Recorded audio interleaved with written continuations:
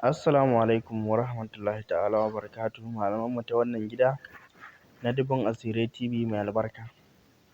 A yau ina tafe da insha Allahu sirri ne na mallaka insha Allahu, amma ba na ma'aurata ba insha Allahu. Ko yarinya ce take so ta mallaki saurayinsa, ko saurayi ne yake so ya mallaki budurwarsa insha Allahu.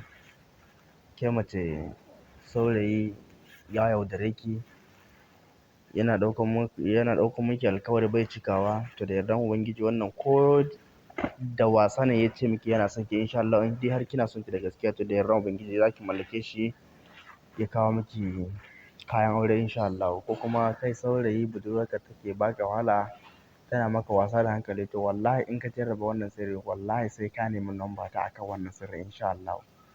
To yanda ake yin shi ne ana samun tsantsami, wannan taban nan da suke sha yawwa, shi za a samu da farko insha Allah. Na biyu sai a samu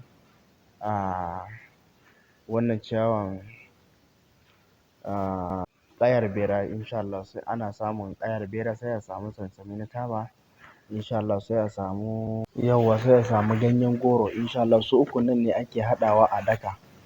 Wato kuɗin da kake so ka ba wa yarinyar shi za ka turara, sai ka ɗan yi rami ƙarami, sai ka zuba gawayi a ciki insha Allah, sai ka ɗaura wani ko rariya ne ko wani abu ne haka dai yanda za ka turara dai ka ɗaura dai a kai insha Allah, sai ka turara kuɗin ka ba ta riƙe don Allah, ta kai ta sa cikin gidansu kace ka gani.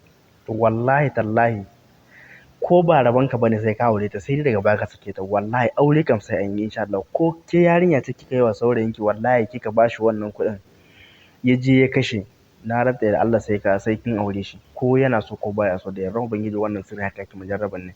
Sai ka tashi aure, in baka tashi yin aure ba an kai wata, to sai an kai ki kotu insha Allah. A jarrabin ne wannan sirri, mujarrabin ne insha Allah. A danna mana subscribe da like.